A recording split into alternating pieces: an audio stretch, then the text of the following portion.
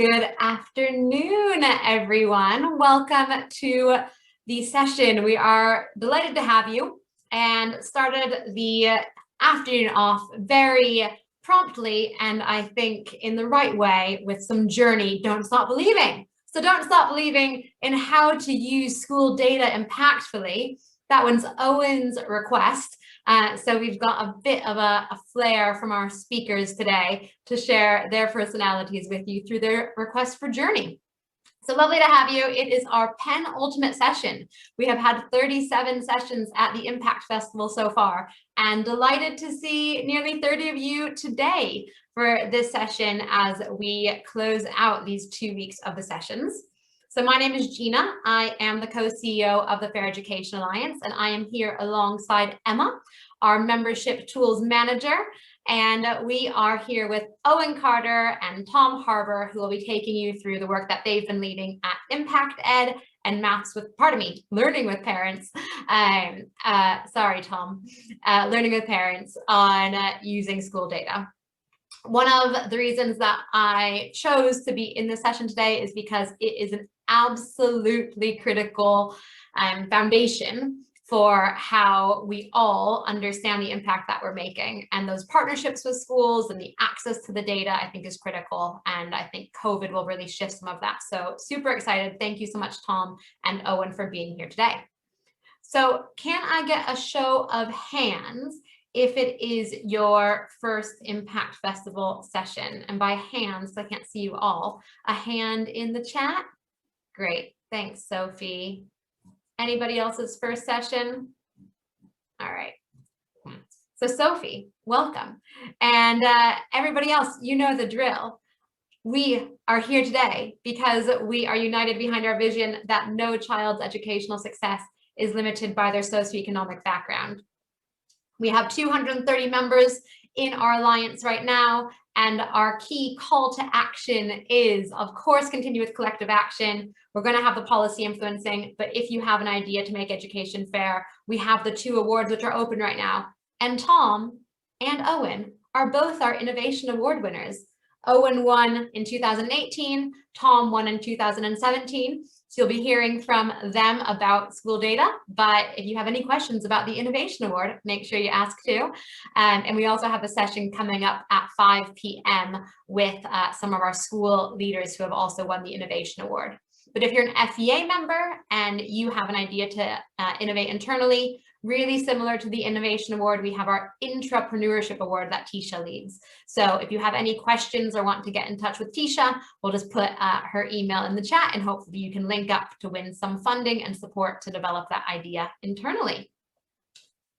So what we're going to do today is get into a bit of networking to kick us off on school data. Before we jump in, please continue for this session to share your thoughts on social media @_the FEA and #ImpactFestival. And for those of you who might have colleagues who want to see this, we'll be sending around the recording, putting it on the website with all of the other sessions from Impact Festival so you can catch up and share more widely. So what we'll do, we would like to understand your different perspectives on using school data. So if I could please ask you, and Emma, if you don't mind putting this question in the chat, to discuss what is your single biggest pain point in gathering and using data from schools. So really wanting to understand the challenges that you have faced and also what's worked. So what, if anything, have you done to address this successfully? So what are the challenges, basically? What's that key thing that's really a pain? But then what, if anything, has worked well to help you overcome this? So we'll be going out into breakout rooms. If you can share your name, your organization, and then jump into the question, because when we come back, Owen and Tom will be crowdsourcing a bit from you about those 2 questions, and then we'll take the conversation from there. So Emma, thanks so much for setting up the rooms and look forward to seeing you all in a few minutes.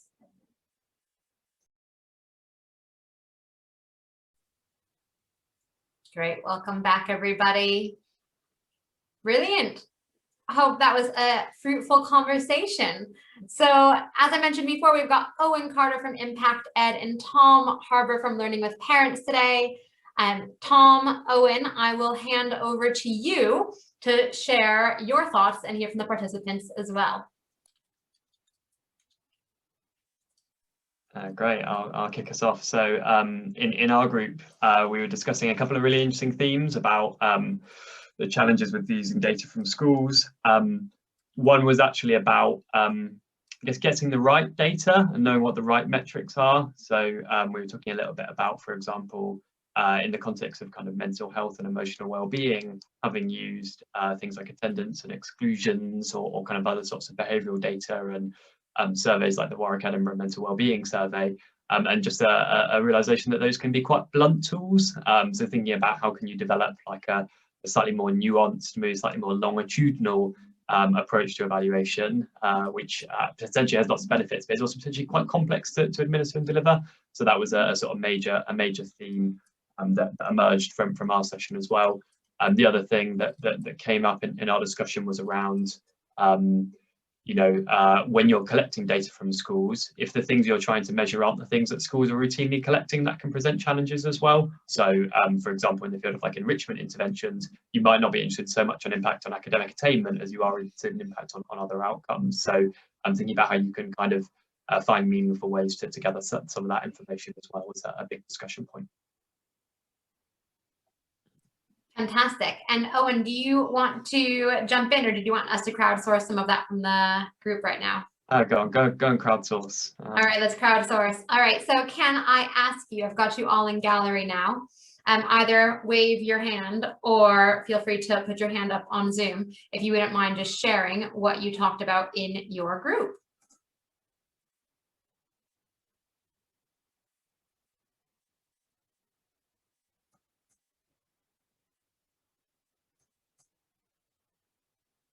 Katrin, did you do your hand? Yes, great. Come on up. So all I was sort of like talking through with the other individual is some of the challenges we both shared was that long-term data. So beyond the point where you're supporting or working or engaging with the individuals, that longer term and longitudinal impact and being able to get that out of any reliable information from a school. And secondly, the qualitative side in terms of when you're in that engagement without it being interruptive to what you're doing, or being seen as almost like kind of pointing them in the right direction to give you information that you can then use, because your opportunity for getting that qualitative data is there and then, and not at a later point in time. Thanks so much. And I think that's spot on, right? How are you able to get it when you need it in the long term as well to understand that? So it chimes in, I think, with Owen's where it's not about attainment either. So some of the data that's not collected as regularly or in such a standardized way. And then on top of that, on a long-term basis. Great. Is there anybody else who, can I actually ask one more person who wants to share either a pain point or something that you've done successfully to overcome that pain point? Either is fine. B, awesome. Hello. Yeah, so something else that we just talked about was that we're trying really hard to make sure that our evaluation with schools feels part of the process of the programme, so that it's supportive for senior leadership in particular to kind of reflect on current practice, and it isn't seen as an additional thing that they just have to do for our programme that feels like additional work. So how does it become kind of really integrated into the way they do everything? Great, thanks, B. So we have a few different challenges there, but the integration and that partnership with the school being absolutely paramount so that it feels part of what they're knowing from the bottom up and the top down, from the middle out, everywhere. It's just part of those processes and systems. So thank you so much for sharing, everyone. Really useful to get an insight into that. So Owen and Tom, shall I hand over to you and you can take us forward and talk about the work that you've been leading?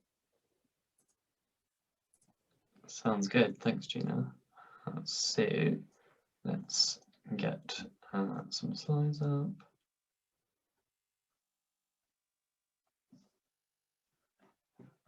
Right. thumbs up. Can everyone see some happy kids and some nice branded logos from myself and Tom? Great. So hi everyone. Lovely to be with you all today. We're going to talk today a little bit about how to use school data impactfully. And I guess this session has a particular focus on some of the kind of practical mechanics of getting data from schools, integrating with existing systems, and using data really productively for the purposes of evaluation. Importantly, although we'll be giving some input and some guidance, like we're trying to build enough time in the session for a bit of kind of Q&A and discussion as well. As we go, please do feel free to kind of drop comments in the chat or things that you'd like to explore in further depth, and we'll hopefully have maybe half an hour or so at the end to spend a bit of time talking through those as well.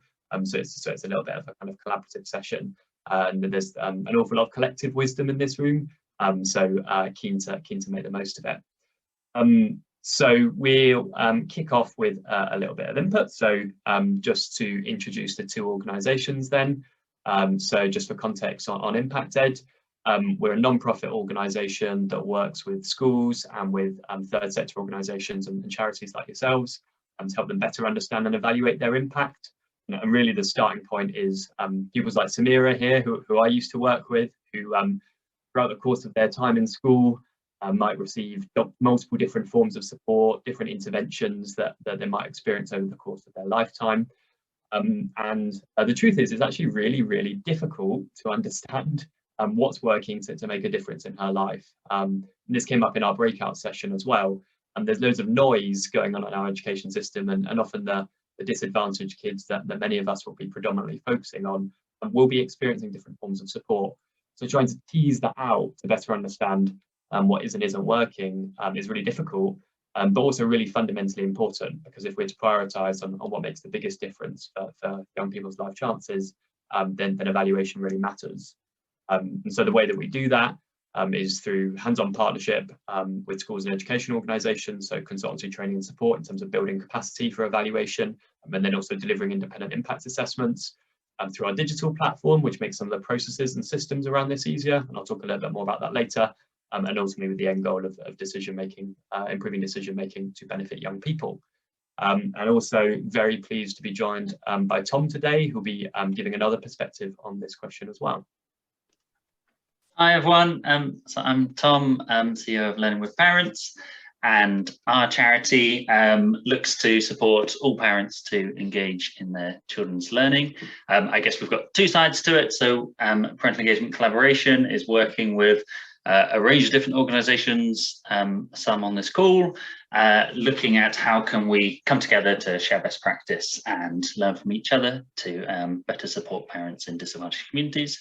And then secondly, Owen, if you want to click a little button, we have our parental engagement programme, which works directly in primary schools across the country, work with about 24,000 families across the country. And that's what I will be talking about today. I guess want to caveat with Owen is very much the expert, for want of a better word, in this area, and I'm here to provide a case study, a little example, and something that we can happily talk about later on. Great, thanks, Tom. So in terms of today's structure, we're going with a kind of nice four-part structure. So I'll kick off with about sort of 5 to 10 minutes of I guess practical guidance from our sort of hard-earned experience working in and with schools around collecting and using data from schools. We'll then hand over to Tom, who'll give a bit of an applied case study from his experience running Learning with Parents. I'll then talk a little bit about some of the different systems and the approaches of different organisations we've seen to collecting data, integrating with school systems, and so on and so forth. And then chance for, as I say, some Q&A and some discussion as well. So hopefully that all sounds in line with what you're expecting.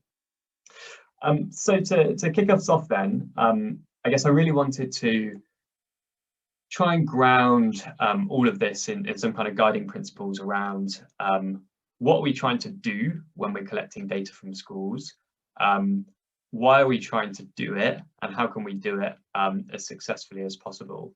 And I guess at Impact Ed, we come at this from sort of two perspectives. We work both directly with schools through a kind of annual subscription model, and then also with third sector organisations that are providing interventions in schools as well. And so we kind of get two sides of the coin. One is actually trying to work with schools to help them kind of make sense of their own data, and then the other is working with kind of intervention providers who may be trying to collect other forms of data for their own purposes as well. So that puts us in a fairly unique position, I guess, in terms of having spent a lot of time on the chalk face, in terms of thinking out how to make good quality impact assessment happen, and in a way that tries to strike that balance between pragmatism and realism, but also ambition about what you're trying to do and the kind of evidence that you might generate. So with that in mind, I've tried to extract out 4 guiding principles from those lessons that I thought might be helpful to, again, share for reflection. And this isn't the definitive version of the answers to the questions around how you use school data, but it is hopefully a helpful starting point that we can discuss more later. For the first one, and this came up a little bit in our workshop session as well, about just starting with a clear theory of change. And this isn't by any means kind of a revolutionary thing to say, but very often I think challenges arise in impact evaluation and assessment when what you're collecting doesn't quite match up with what you say you're trying to achieve, and that causes all sorts of problems.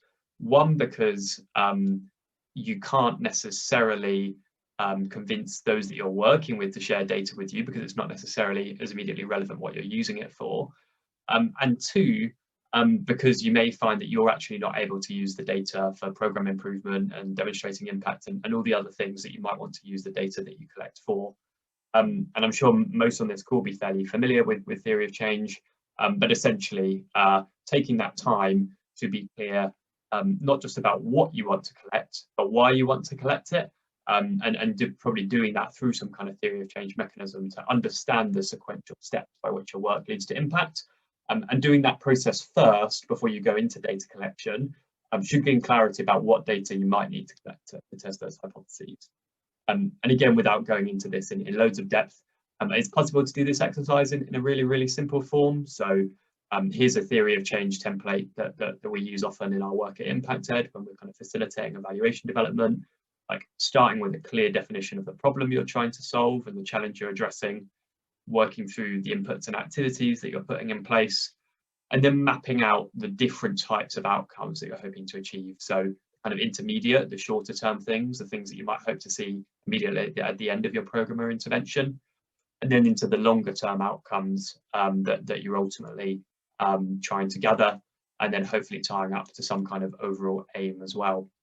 And I guess a really important thing to be clear of when you're sort of thinking about your theory of change from a kind of data collection perspective is being really clear about where your line of accountability is and isn't as well, because it's not necessarily the case that you have to systematically collect everything that is on your theory of change, but you should hopefully have a clear vision for what are the things that are good immediate proxies for your impact and what are the things that you hope you will ultimately achieve but which you might not directly measure.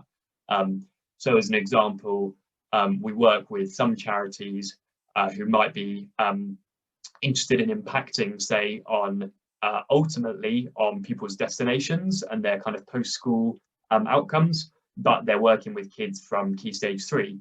So tracking that data longitudinally, while possible, is really, really challenging. So instead, they might focus on good quality proxies around, say, kids' intrinsic motivation with their schoolwork, perhaps their academic attainment, because that's a relatively good proxy for then your kind of chances of going on to certain destinations after. And so being clear about what parts of your theory of change kind of fall where, and therefore which bits you want to collect data on, I think is a really helpful starting point with all of this. And with all of this, taking the time to document the assumptions that need to be in place for you to achieve it, and the barriers that could prevent you from achieving it as well. So one guiding principle then is really being clear about how any data you collect ties back to the overall theory of the impact that you're going to make. The second bit is again not earth-shattering, but I think important, I couldn't think of a way to sort of neatly distill this on a slide, so I just put some text. So I'm just going to let you read this for a moment. It's about being really clear about your data collection rhythms. So I'm just going to take 30 seconds for everyone to have a little scan of that.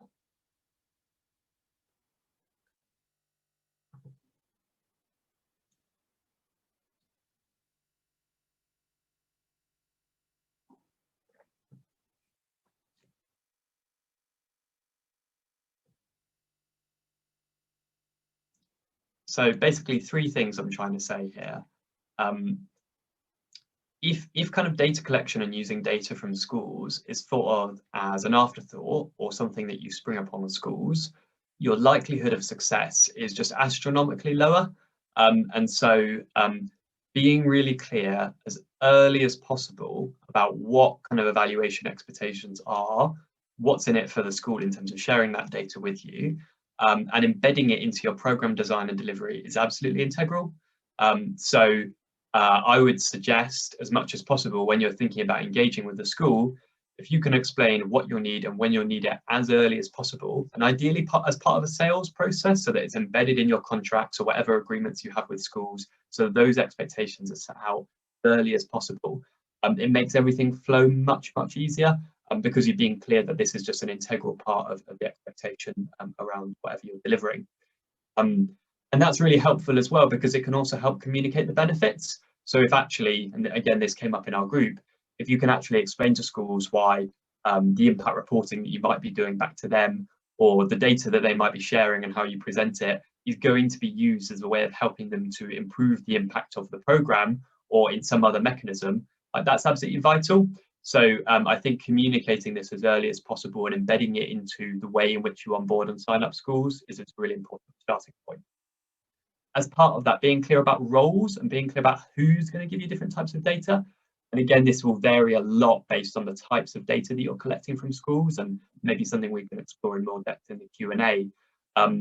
But if you're looking for like basic data around, say, gender, year group, pupil demographics, and so on, you know, a kind of your day-to-day lead teacher contact in a school might be able to give that to you. If you're looking for more sophisticated data around, say, academic assessment, around attendance data, around exclusions data, you probably need to be going to someone with a data management responsibility. And so in a secondary school, that may be a dedicated data manager. In a primary school, that might be the head, it might be the school business manager, it might be someone else. But being really clear about roles and who is going to give you the different pieces of information you might need is really important. And whether you're going via an intermediary, like your kind of main contact in a school, or whether you're liaising directly with those contacts, is important. And third and final point on this, embed data collection, if you're doing data collection of your own, into existing program activities as much as possible. So practices we've seen that work well, like if you've got some kind of launch event or kickoff event, like do your baseline questionnaires then. If you're doing, you know, some kind of mentoring or tutoring program, again, using the follow-up or the space that you've got immediately after those sessions to collect data, building it into your program processes is so much more effective than trying to do ad hoc data requests further down the line. So that would be a third and important fundamental point. So just as a kind of worked example of this, here's an email from one of my team, my colleague Dina, who spends a lot of her time working with schools to collect data. And I'll talk a bit more about systems later, but we use our own digital platform to support the process of sharing data with schools. The reason I wanted to pick out this email, which we might send to a school, is for a couple of reasons. First, it breaks things down into clear steps. So we are making sure that any process by which data is shared, we're being as explicit about how that's going to be shared and what that's going to look like. So we're reducing the chances of data coming in that's rubbish quality. We have some short explanatory videos to explain each step as well, which are like 60 seconds each, that run over things like how to populate certain kind of forms and so on and so forth. There's a baseline questionnaire that pupils are taking as part of the data that we're collecting. And so we're being very explicit about the dates and we're giving the period in which that has to be completed. We're also attaching more detailed guidelines to the document. So we're trying to preempt the need for Q&A and back and forth. So we're kind of going, is the process laid out? If you want more information, here it is. And as well as the kind of point of contact with the school, we also have a generic school onboarding email address, so that if that colleague is on holiday or if some kind of complex request, there is then a generic contact that can also be used to kind of pick up those requests as well. So again, those principles of being clear and explicit, scaffolding the process of data collection is really, really important. So then two final ones. The third principle that I would call out is around being clear on your kind of data categories. And again, it kind of comes back to the point around theory of change, why you're collecting what you're collecting.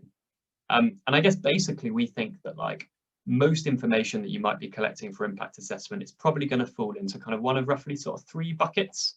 You might be looking at, say, kind of diagnostic measures or pupil questionnaires, for example, that give you a sense of kind of attitudes, behaviours, and so on and so forth. You might be looking at administrative data, which is data that might be routinely collected by schools, so things like attainment, attendance, behaviour, and so on and so forth. And then you might also be looking at observational or qualitative data, so case studies, narratives, that kind of thing as well. So I guess, again, when you're thinking about what your overall evaluation framework looks like, being really clear on the mix of what will we collect directly ourselves, and that might be, for example, questionnaire measures or other types of things. What's the data that we will ask people to share with us, and that might be data that's being routinely collected anyway by the school, so the kind of administrative data. And then what's the sort of observational data, again, might be generated, you know, sort of through the course of your program, or you may try and capture in some more systematic way. Being really clear on what metrics fall into which bucket, I think, is really helpful. And again, you might take a sampling approach to some of these. So, for example, maybe you want to do a pre and post program questionnaire across all your program participants, but actually a more detailed qualitative work where you're trying to bring impact stories to life through case studies and so on, you may only do with a subset of participants. So there are ways to kind of divide up these buckets. And again, you know, ways of doing this in sort of lower and better quality ways as well. So one of the things that we've done a lot of work on is looking at kind of which questionnaire and self-report instruments are most closely associated with long-term life outcomes for children. So all kinds of questions around data quality and so on as well.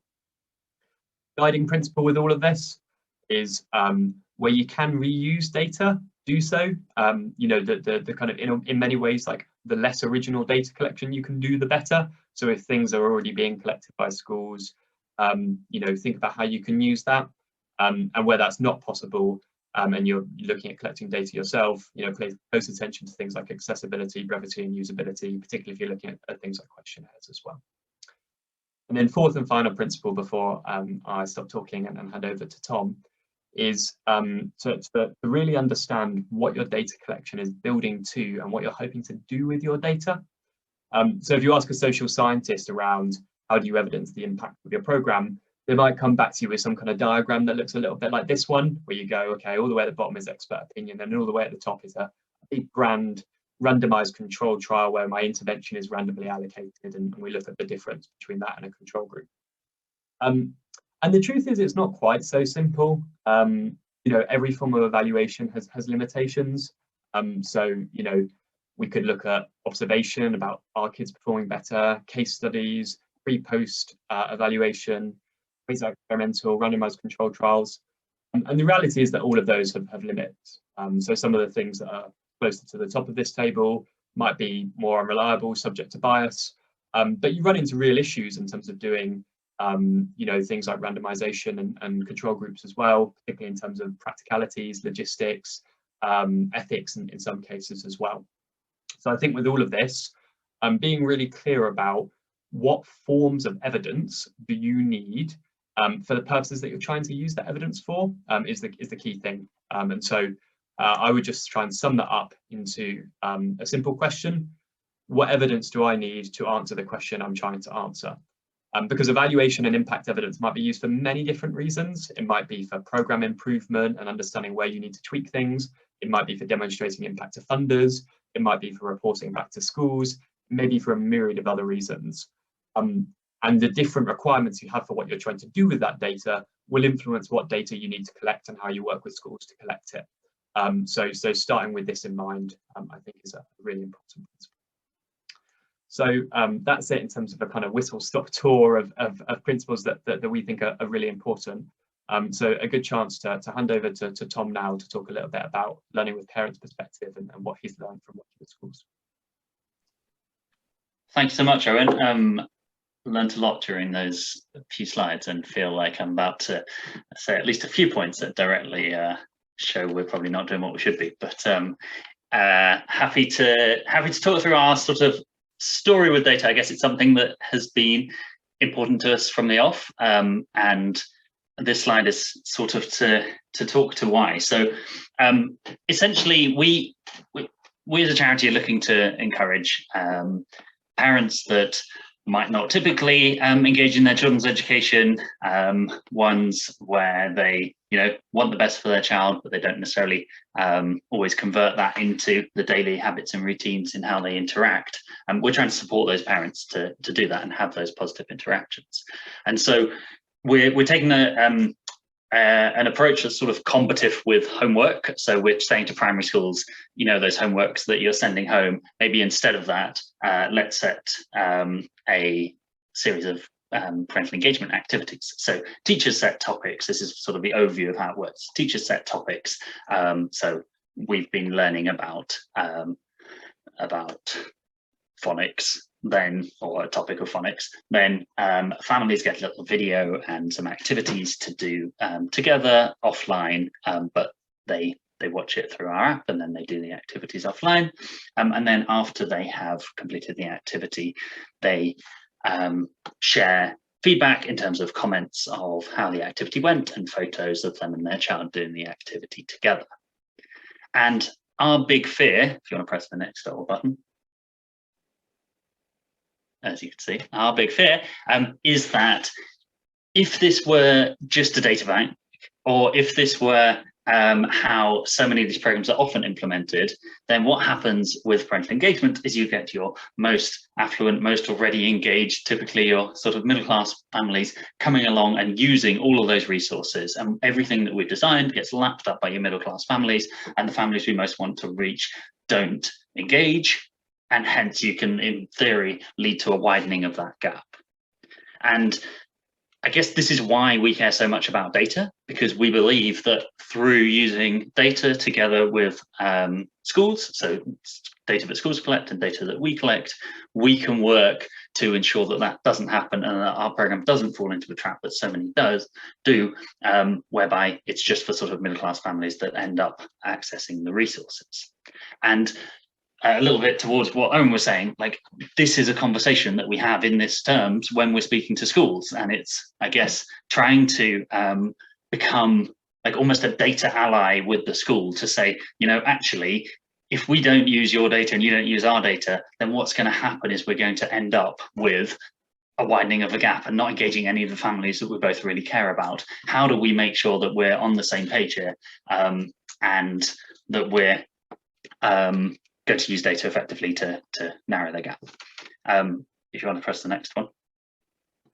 So I've just got 4 things that we do that try and prevent that situation where it's just your middle class families using it, and then I'll speak a little bit about how that ties in with the data. So the first is behavioural insights.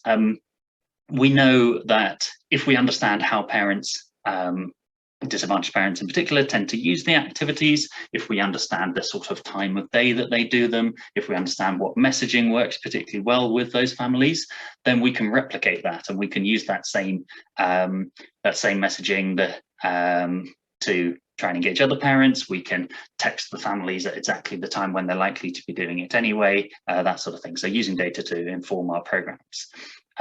Next one, please, then. Secondly, homework and parental engagement happens behind closed doors. So it's a thing that schools often have no idea about. Like, they have no idea how much is actually going on. You can get a little survey where parents say, this is what I've done at home, but to actually monitor is really tough. So we have a tech platform that's able to monitor that engagement, is able to share it back to the schools, and we think that together that can, or used right, that can help drive up engagement with the communities we care about most. Next,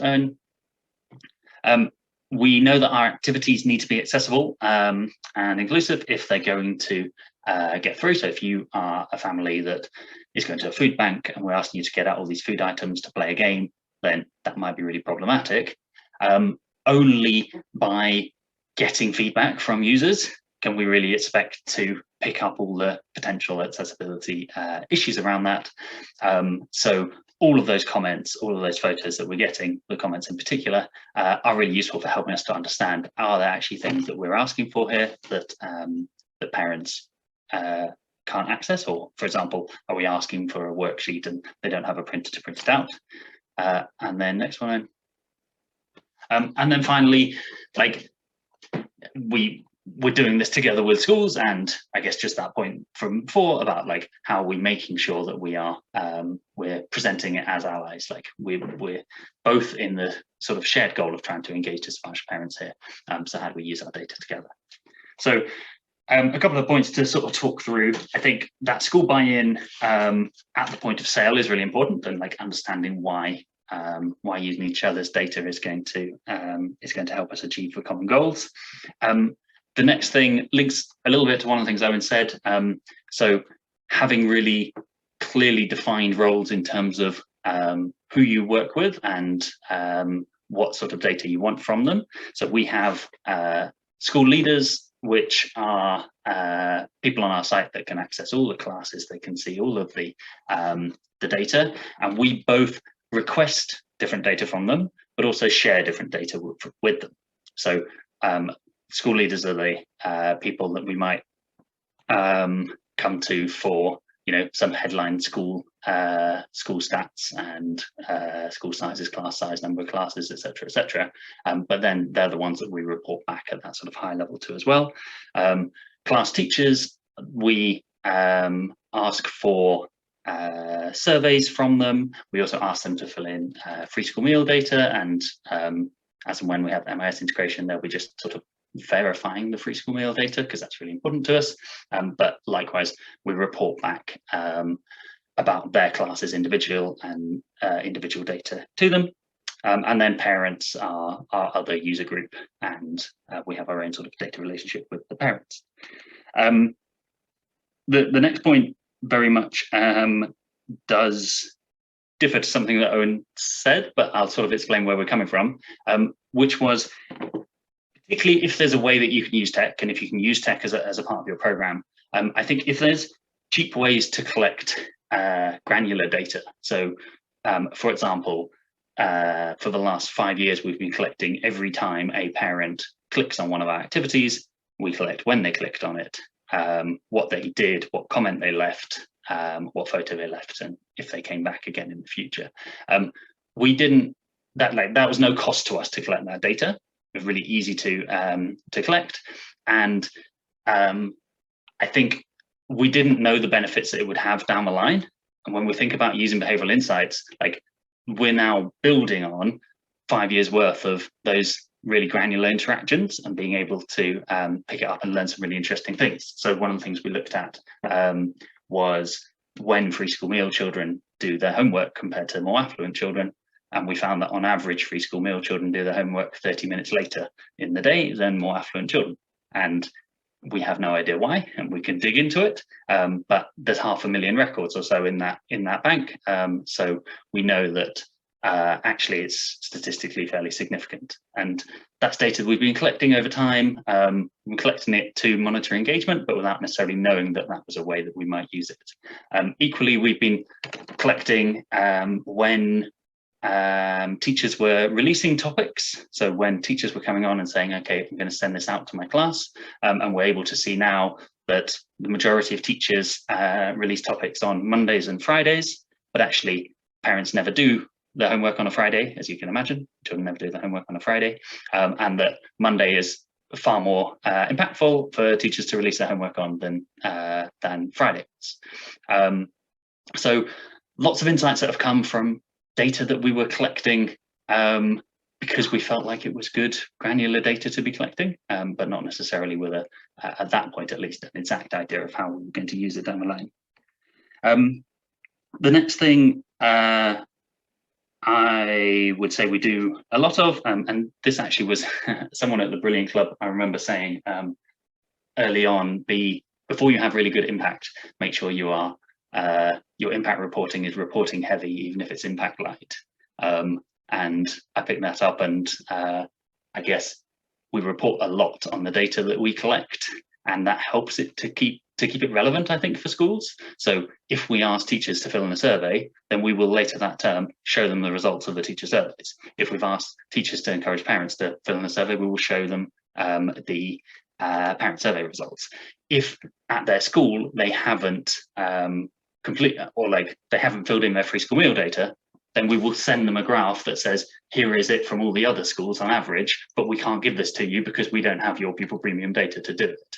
So we're sending each school a termly, it's not called an impact report, but a termly, I can't remember what it's called, school update, which shows them the results of all the data that they've been inputting, we've been collecting, and again, because I think there's that common vision of like, we need to be data rich if we're going to make sure it doesn't just reach the middle class parents, then hopefully that's of use to schools.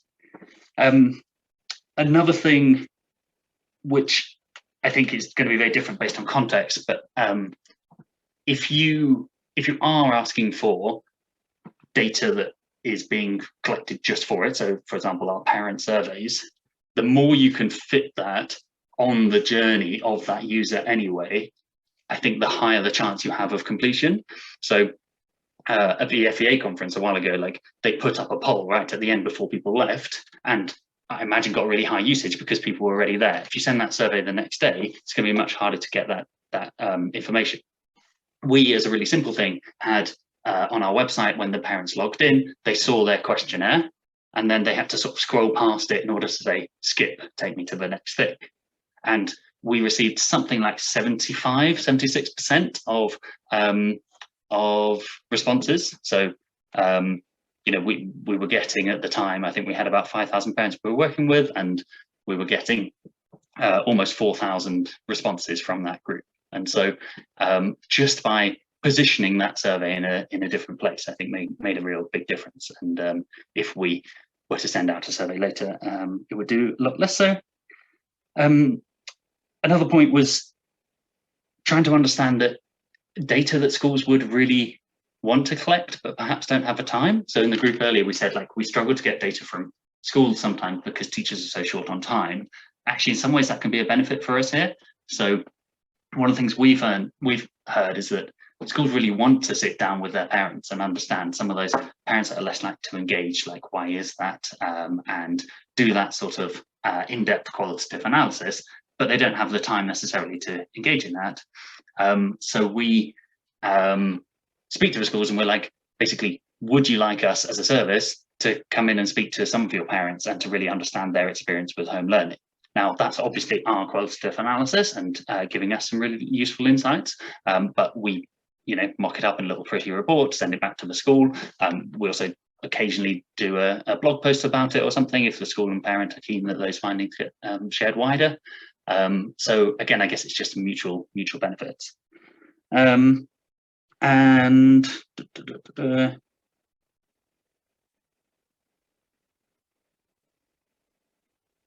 Yeah, I guess that's the same point, really, solving things that the schools struggle with. So are there data collection things that the schools would really like to do themselves, but struggle to, particularly in our example, like parents are often quite anxious about the school, anxious about a teacher. There's particular dynamics there sometimes, and so potentially as an outside organisation, you might be able to connect with some of those people or collect some of that data that the school themselves struggle to collect. Great. As I say, we are very much not experts on this, and we're learning as we do and keen to sort of learn from other organisations. So that's a little bit about how we've been looking at data, but definitely not meant to be a sort of expert's perspective. Thanks, Owen.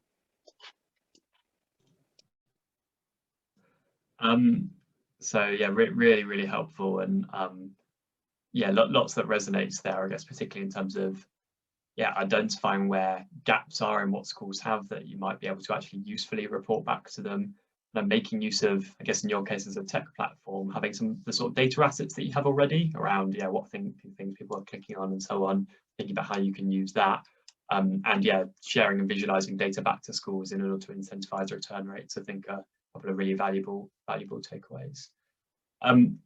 So the final section is just talking a little bit about systems, and I'm really only going to take sort of 5-10 minutes on this, because I want to make sure that we have time for discussion, Q&A. There'll be plenty of people that have got, you know, great examples of what they do in the room as well. So I want to make sure that we have time for that. I'd encourage you, as we're going through, any reflections, questions, things that you think you might be able to share with the group that has come up while Tom and I have been speaking, then yeah, please do leave them in the chat, and then we can pick them up around 4 when we open up for some Q&A. So the final bit then is, in the brief we were given, we're asked to talk a little bit about systems for how you can kind of integrate with what schools are doing and collect data effectively. And so for this section, I just wanted to give a little bit of a roaming tour, I guess, of the different systems and so on that we've seen in this space. Really, I think there may be other examples, and it would be interesting to hear about if anyone collects data from schools in a different way. But really, I think there are kind of fundamentally sort of 3 mechanisms by which you might go about collecting data from schools. And here I'm talking really specifically about data that schools hold that you want to access, rather than data that you might collect yourself. So not, for example, talking about survey measures that you might collect with young people, thinking very specifically about things around, say, demographics or assessment or other outcomes that you might want to collect from school. So those kind of 3 categories, I think, are probably broadly as follows. So I think many of you, for example, will probably have seen or used spreadsheets for data collection in some capacity. And you know, I can't have a talk about data without going into a wonderful spreadsheet. So this is actually an example from a partner of ours, and I've used it because I think it's sort of fairly typical. But it might ask that they deliver a kind of pastoral focused intervention.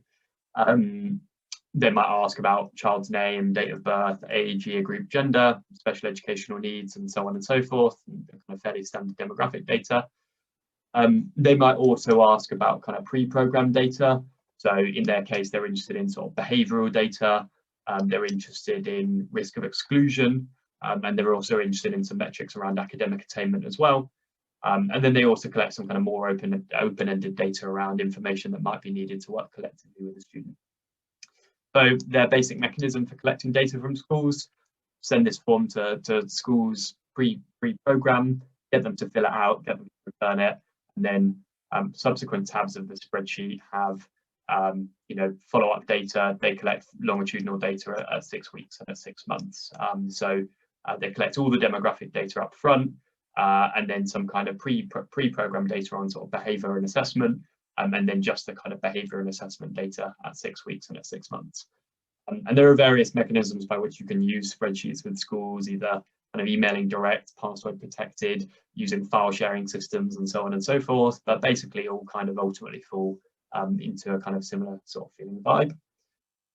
There's then other ways that one can think about data collection. So many charities have invested heavily in Salesforce and CRM and other kind of solutions to this. So again, a very typical example around data collection would be using things like, for example, form assembly, that is a form builder that links with Salesforce that you can use to kind of collect data from individuals, and then it will get written back into your central kind of management information.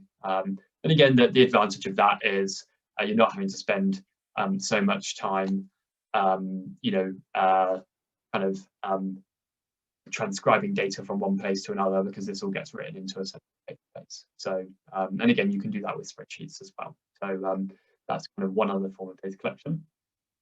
And then the third kind of strand of kind of systems, and again, this is really as much as anything for sparking a bit of Q&A and thoughts about systems, is around kind of integration directly with school data systems. And I don't know how many of you will have explored this necessarily. It's probably the minority of organizations we've worked with that have gone down this route.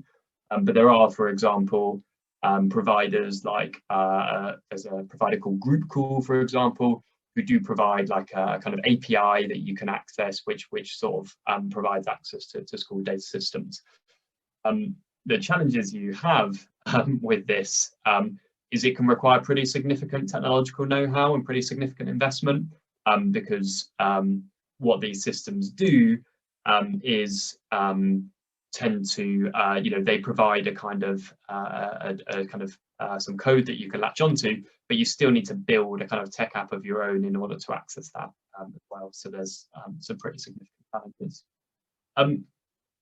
I thought before opening up to kind of Q&A and discussion, what I might briefly just do is show also a little bit of the Impact Ed platform, which is a digital platform that we've developed to help both schools and education organisations better assess and evaluate their impact. And I guess it's kind of interesting from two perspectives, because we are really interested in figuring out how you can use Simplify and make access to school data easier. But also how can you kind of report and visualize data back to schools as well. And I won't take very long on this, but it's maybe helpful. So one of the things to say is, again, this won't necessarily be directly relevant to everyone, but because we've built a platform from the ground up from this, we actually integrate with school management information systems. So we use a kind of connected service.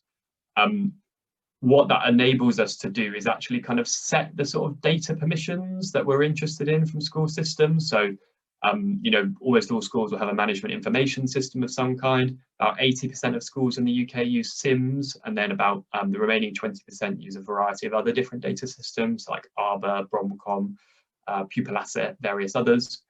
And so what we're able to do is actually kind of tick the various forms of kind of data fields that we're interested in and what we want to pull in from school systems. And I won't go into the technical detail here, but suffice to say, a labour of love in doing some of this stuff. But the really interesting thing, I guess, that allows us to do is we're then actually able to pull in data from school systems. So we can pull in data automatically around say pupil demographics, kind of common characteristics, and also assessment data as well. From the Impact Ed side, we generally only have access to that data on an anonymised basis, but then program providers or schools are able to access kind of individual level data. And a really important component of that, I guess, is also around how schools control data access. And again, I don't know how many of you will have explored direct linking with school systems, but GDPR and data sharing concerns are a big barrier here. So again, we actually allow schools to kind of set the parameters around what data they're happy to share through a dashboard. So we try and address that issue as much as possible. And then effectively the way that the kind of platform works is we can kind of define the sort of measures that we might be interested in, and then pull that through into a kind of live reporting dashboard around, say, looking at levels of maths attainment over time, that we pull in from school MIS over, changes over time, breaking that down for different groups and so on and so forth. But then also alongside questionnaire and other measures that we might use through the platform as well. And I guess the thing that's kind of that we've really learned from that experience is actually around, from our perspective, it's made sense for us to kind of build out that kind of end-to-end system, because huge part of what we do in data collection from schools is a huge part of what we do. So if we can simplify it a lot, then that makes loads of sense from our perspective and helps the partners that we work with as well. But I guess also really thinking very carefully about what's proportionate data collection and what isn't. So for example, for us, a big advantage of linking with school data systems is it makes longitudinal data collection so much easier, because we're already linked up to school systems. They don't have to do anything to share that data with us. Conversely, if you're looking at a sort of lighter touch intervention delivered across a wider group of pupils, for example, this kind of approach is probably overkill. So really thinking very proportionately about exactly what you want to collect, how you want to collect it, and therefore what kind of mechanisms make most sense is really important. But again, happy to share any kind of further reflections on that side of things. The technical and system side of things is something that people are interested in, because it is certainly one of the big barriers to doing this stuff successfully, in my experience. So that is probably enough of a kind of whistle-stop tour, where we've kind of covered a bunch of different things around, I guess, both the sort of principles around what kind of good quality like working and using with data from schools looks like. We've had that really helpful applied case study from Tom and talking through how learning with parents use data. And then, as I say, a whistle-stop tour of a couple of different ways that we've seen charities approach data collection, whether that be through spreadsheets, whether that be through forms, whether it be through solutions like the Impact Ed platform that link with School MIS. I guess now we'd be really keen to sort of throw it open. So any kind of areas that you want to discuss, again, please do go to the chat, and we can have a chance for about 20 minutes now, I think, of Q&A, discussion, and so on and so forth, and we'd love to hear any examples from the floor as well. And just before we open up, also just to say, you know, please feel free to get in touch kind of outside of this room as well. So I've put my contact details there, and if you're interested in hearing more about like how we work with schools and to help them share data with charities, then feel free to get in touch or with our team as well.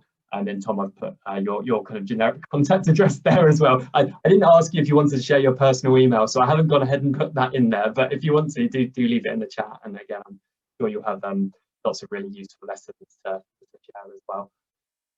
So that is enough conversation and input from all of us. So we'll open up now for some Q&A and discussion, and I'll bring up the chat. Great. So Owen, there's been a bit of conversation and Tom's been answering some, but you have a few that haven't been answered if you want to take a look. And Gabrielle, do you want to ask your question and provide a bit more info on that, or just have Owen answer it? Yeah, great. Thank you. Thank you very much for your presentation, Owen. It was really insightful. Basically, we have moved our registers, session registers, all of our data on our young people onto Salesforce. We're also considering moving our outcomes data into Salesforce in time so that we can align our inputs with outputs and outcomes.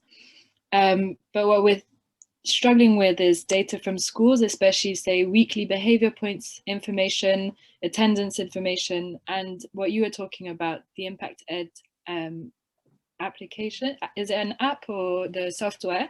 I guess I was wondering whether you know of any solutions which also integrate that into Salesforce so that we can use one platform for all of our information. Yeah, thanks, Gabrielle. Yeah, it's a really interesting one. So it's I think there's kind of two different things going on. There's sort of where you store your information and then how you collect your information as well. So actually the majority of charity partners that we work with actually use like Salesforce or other information systems kind of alongside the Impact Ed platform as well, because there are not many solutions, I think, that do both the kind of direct data collection specifically from schools and then also do all the information management and the flexibility that you get with a kind of Salesforce type system.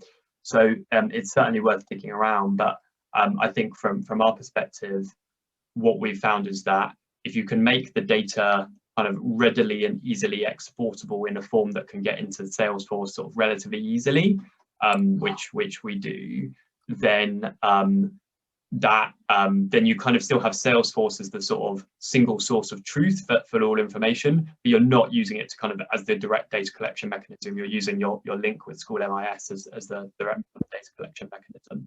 So yeah, the answer to the question is I don't think there's a kind of sort of all-in-one solution that like will handle all your information management and also collect data and link to school systems. But obviously thinking really carefully about if you are using any systems to collect data, how they then play back into your kind of master information management system is really important. And yeah, so something we've had to think quite a lot about. Thank you, Erin. Thanks, Owen. And you've got Harry. Do you want to introduce yourself and your organization? So I'm Harry. I work for Tomorrow Skills. We are a social enterprise working mostly with young people in Lambeth. But we, in a normal world, of course, we would go into schools, pupil referral units, colleges. We've identified groups of at-risk young people and deliver fun interactive workshops, which are often based around industry insights. So bringing in a kind of industry to light to a group of young people who wouldn't normally have the connection to that industry, and professionals who would also come in and kind of demonstrate what their roles would entail. All of those workshops are kind of based around kind of like pipeline activity for those young people to give them a kind of sense of achievement away from their educational studies. I just kind of wanted to add on to what Owen was talking about and Gabrielle's question. My role at Spiral, since I've been at Spiral for about 2 years or so now, my background's in Salesforce development and all the tools that are related to Salesforce, and a key part of my role was enabling the system set up to collect data and manage data in a way that wasn't exhaustive for the whole team. Before, it was a kind of paper-based trail and trying to manage everything that was there. And just wanted to sort of reiterate what Owen was saying. For us, getting Form Assembly on board and relying on Form Assembly and mapping those data pipelines straight into Salesforce was hugely transformative for us, and saved maybe sort of 2 full-time roles every week, so that we were able to rely on our data inputs and our outputs. But just Gabrielle's question there about integrating extra software to manage the kind of school data, what we kind of learned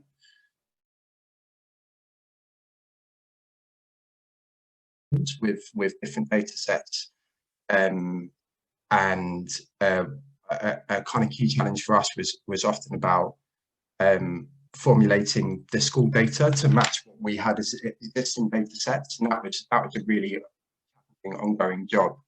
So what's working for us in a much better format now is being able to rely on the data that we have in Salesforce and the profile that we have of the young people that we work with, and being able to know what was incoming from the school, and often using Excel as a kind of management tool to merge those data sets for the project-based data. What we use Salesforce for is a kind of profile for our young people, understanding what our young people have been part of, how we've kind of improved all of the soft skills that we measure, but knowing that we can also export that data to merge it with what the school data that we had during that project, to have a kind of project-based insight into how we've also improved the school-based activities for those young people.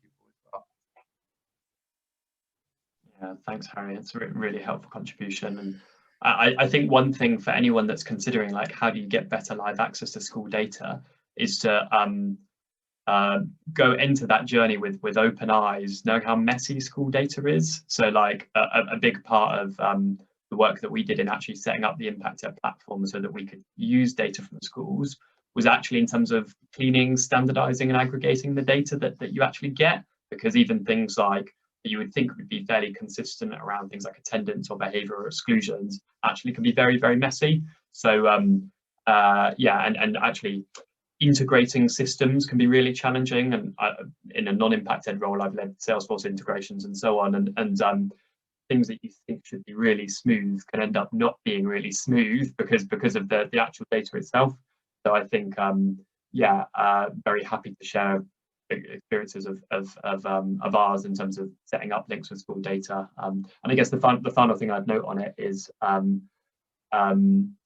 thinking about how much kind of standardized data you sort of want to access. So just bear in mind that things like the approach to like behavior points, for example, will vary really significantly from school to school. So it's not necessarily the best overall impact assessment metric. It might be quite a good one for reporting on at a school level, but it can be quite hard to sort of standardize it across schools. So yeah, I think that side of things is kind of important to bear in mind as well.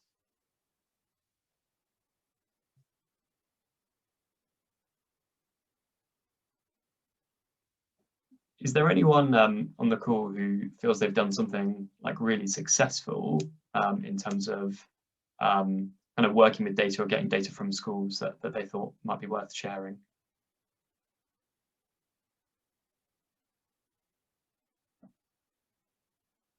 Just raise your hand if you've got something that you think's worth sharing with the group. Otherwise, I will pick people. I'm not above doing that as well if we don't have any volunteers.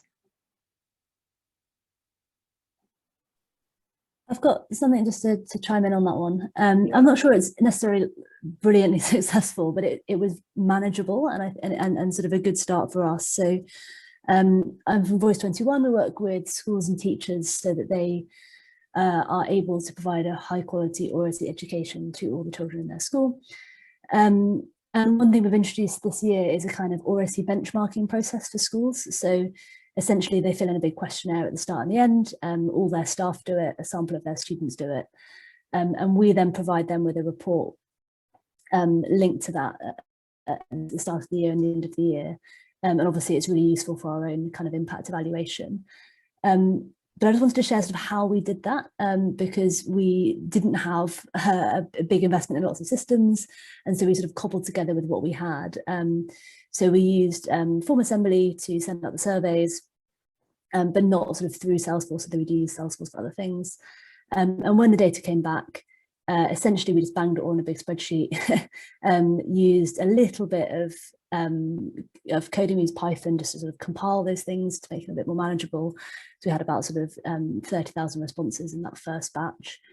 And then we just uploaded it straight through a Google Data Studio template. And you can do similar things with Tableau, those of you who are using Salesforce.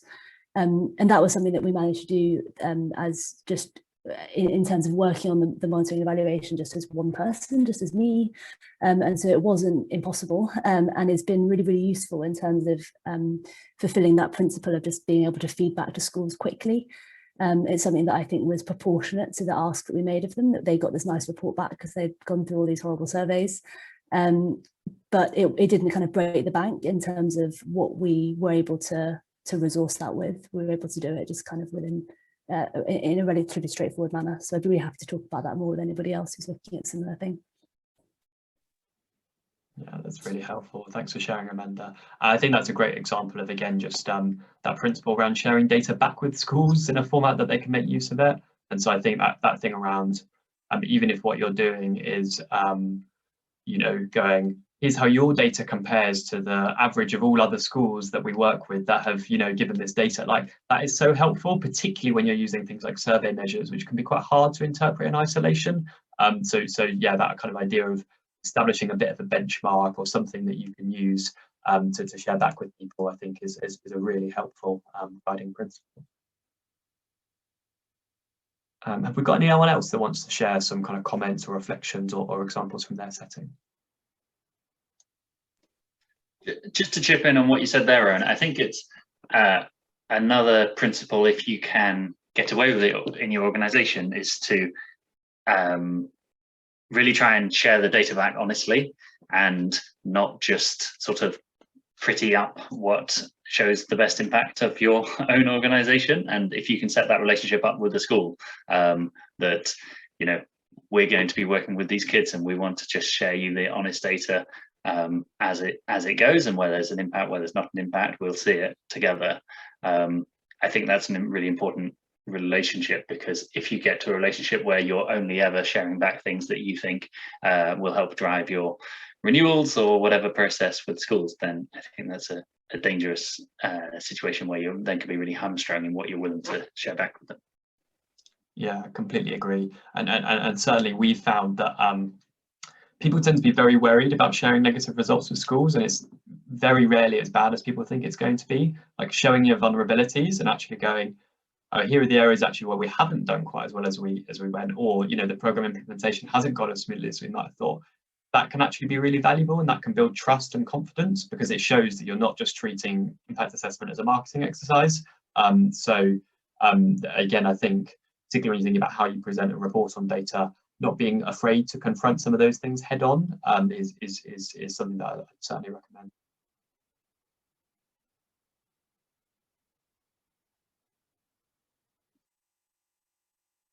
Brilliant.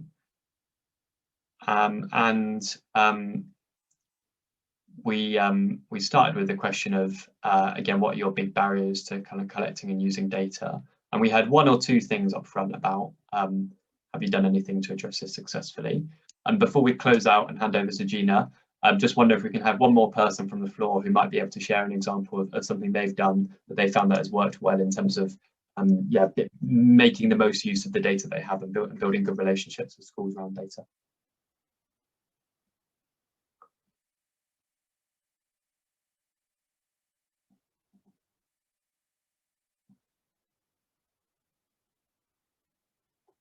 randomly select unless if people don't volunteer. So you've got that to be scared with. B, I think you were in our group earlier and you volunteered a bit before. I just wondered if you had anything that you wanted to kind of share or reflect on anything from the session. It's been really helpful, thank you. I mean, I think for us, we're really grappling with all these issues, and we, you know, I think that the richness of what we get from our qualitative stuff now needs to be kind of coupled with the more quantitative data that people have suggested that they're collecting, which is really helpful. One of the things that just sort of seeing you in the early stages of your presentation, presenting the theory of change, one of the things that we are still struggling with, and I don't know whether this is the same for others, is kind of knowing how big the problem is. So we're trying to work out, because our program's quite broad and actually we think it has quite a number of outcomes. So it's actually addressing a kind of multitude of problems, and it's very complex, as anybody working in emotional health and wellbeing will know. And we include all members of the community in school, so we work with parents and staff and children. So kind of really nailing down in a clear way what the problem is, which is so important, is one of the things that we can keep coming back to and reviewing. Yeah, so it's just a reflection. We're in the process of kind of trying to tie that down, but if anybody's got any words of wisdom for how big to go with the problem or how small to go, that would be helpful for us.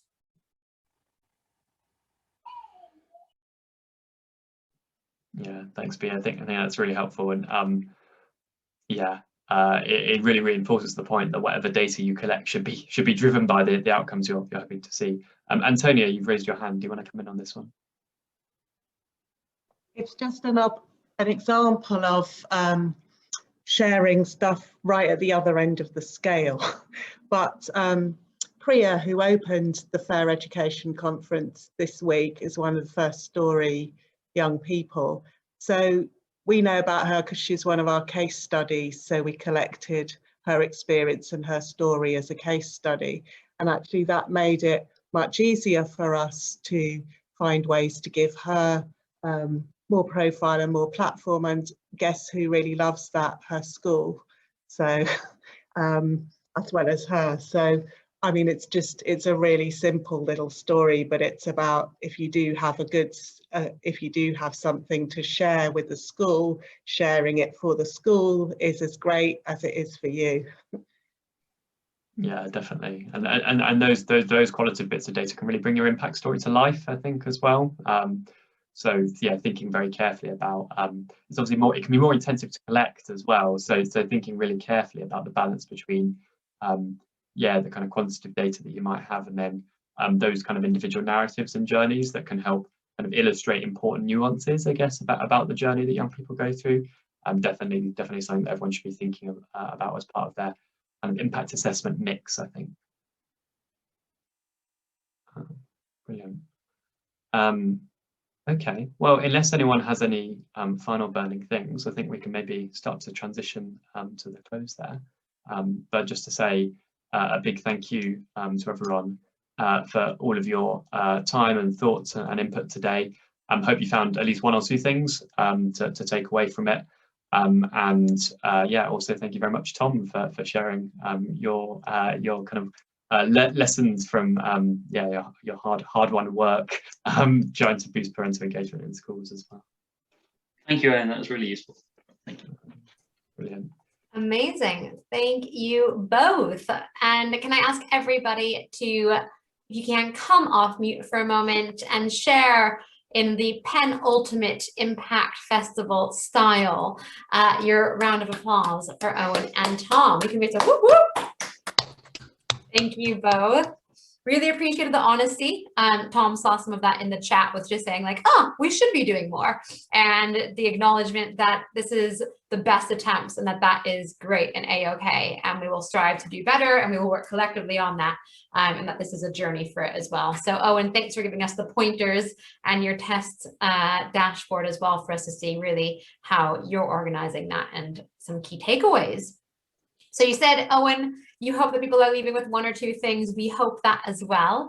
I mentioned at the beginning, we have our polls. So we will have you as an engaged audience give us your immediate feedback. So we will pull up a poll right now, if you would not mind filling that out. And then tomorrow morning, you'll receive a link to a survey to capture your feedback on Impact Festival overall.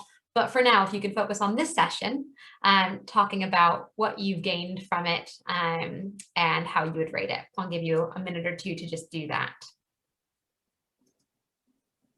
I don't think Tom and I should be allowed to vote, but there we are, you know. You're not allowed to vote right now. Hopefully you can see it where it says end polling, but you can see potentially, so there you go.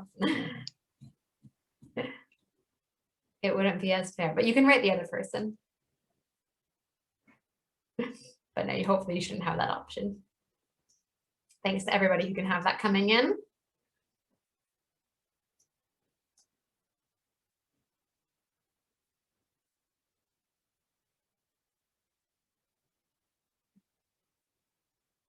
Great, give us a few more seconds. Perfect. All right, thank you so much for that. So key things, we're talking about data.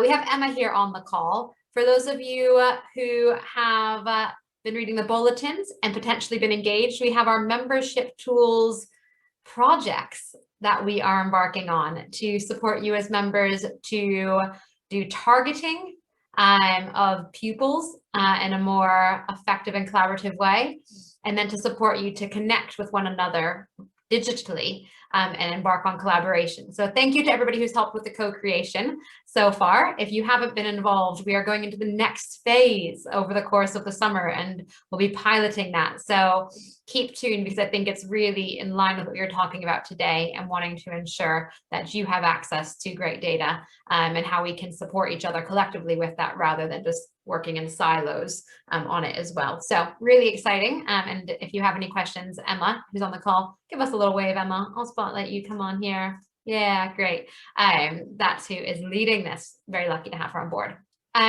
Next steps. If you want to apply for the Innovation Award, come on to the call at 5 with Phoebe and Hussein to talk about going from school leadership and being a teacher to being an entrepreneur. If not, this is our farewell for Impact Festival. So I just want to say a massive thank you for taking part in the 2 weeks. It has been quite momentous, I think, to have everybody on virtual engagement for 8 days. So I hope that you've had a great time. As I mentioned, we'll be sending out the feedback tomorrow morning, the survey, and would really appreciate it so that we can take this on board for future events, but really see what we want to take forward from here to support the membership overall. If you have anything else that you want to get in touch with, fea.events@faireducation.org.uk. Otherwise, wishing you a fantastic afternoon, lovely Friday, and great weekend ahead. And thank you so much, Tom and Owen, for all of your time today. Thank Great. you so much. Thanks, Tom. Thanks, Owen. Bye, everyone. Bye, everyone.